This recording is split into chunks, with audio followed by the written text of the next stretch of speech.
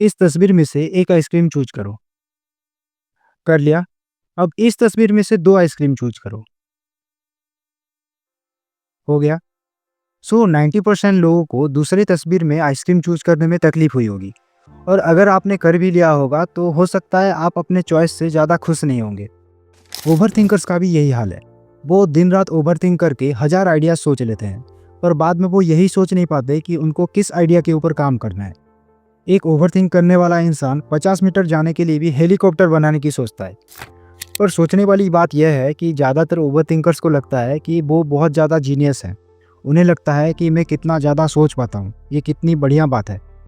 अगर आपका भी यही हाल है तो आपको सबसे पहले समझना पड़ेगा कि ओवरथिंकिंग एक बहुत बुरी आदत है, और जल्दी से जल्दी अगर आप इस आदत को नहीं छोड़ते तो आगे चल के आपको ये बहुत सारी बड़ी मुश्किलों में डाल सकता है।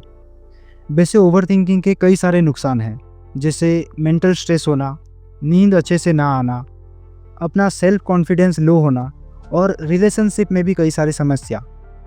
सो यहाँ सवाल आता है कि हम ओवरथिंकिंग करना कैसे बंद कर सकते हैं। इस वीडियो में मैं आपको ओवरथिंकिंग को ख़त्म करने के लिए 5 पॉइंट्स बताऊंगा, जिसको अगर आप अच्छे से फॉलो करते हो तो कुछ ही समय में आपका ओवरथिंकिंग का प्रॉब्लम बिल्कुल ही ख़त्म हो जाएगा। सबसे पहला पॉइंट है टेक एक्शन। यहाँ पर हम परफेक्शन के पीछे भागने वाले लोगों की बात करेंगे। तो ज़्यादातर लोगों के पास कुछ ना कुछ आइडिया होता है, पर वो चीज़ों को परफेक्ट करने के चक्कर में चीज़ों को टालते रहते हैं कि आज ये बेहतर हो जाएगा तब मैं शुरू करूँगा, कल ये बेहतर हो जाएगा तब मैं शुरू करूँगा।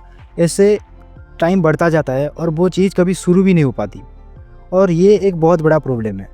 इसीलिए आप अपने सोचने और करने के बीच के टाइम को जितना कम कर पाओगे उतना ही आपके लिए अच्छा होगा, क्योंकि आपके पास ओवरथिंक करने के लिए टाइम ही नहीं होगा। सो हमारा दूसरा पॉइंट है set time limit for decision making.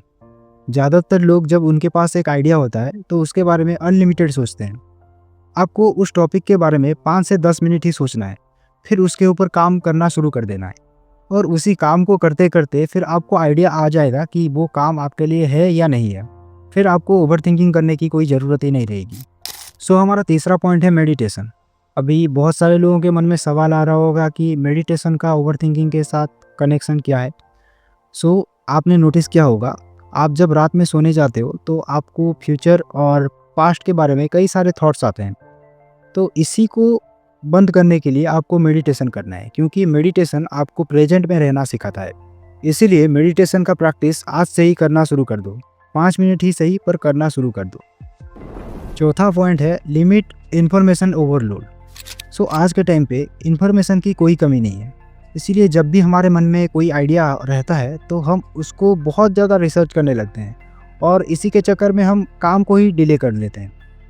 So try करो कि आपके पास जितना भी इन्फॉर्मेशन है उसी से काम शुरू कर दो। फिर आगे आपको चीज़ों को लेके अपने आप एक्सपीरियंस होता रहेगा, फिर आप खुद ही चीज़ों को फाइंड आउट करने लगोगे। हमारा आखिरी पॉइंट है स्टे बिजी। खुद को व्यस्त रखने की कोशिश करो, क्योंकि जब हमारे पास करने के लिए कुछ काम रहता है तो हम इधर उधर की चीज़ों के बारे में सोचते नहीं हैं, तो ओवरथिंकिंग अपने आप ही एलिमिनेट हो जाता है। सोचो आपके स्कूल या कॉलेज में आपको कोई प्रोजेक्ट दे रखा है और एक ही रात में आपको उसे कंप्लीट करना है, तो क्या आप अभी ओवरथिंकिंग करोगे? आप अपने काम में इतना बिजी हो जाओगे कि आपको ओवरथिंकिंग का टाइम ही नहीं मिलेगा। इसीलिए काम में बिजी रहने की कोशिश करो।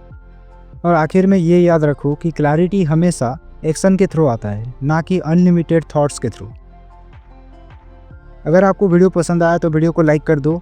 आगे किस तरह का कंटेंट आप देखना चाहोगे कमेंट करके हमें बता सकते हो। Thank you for watching.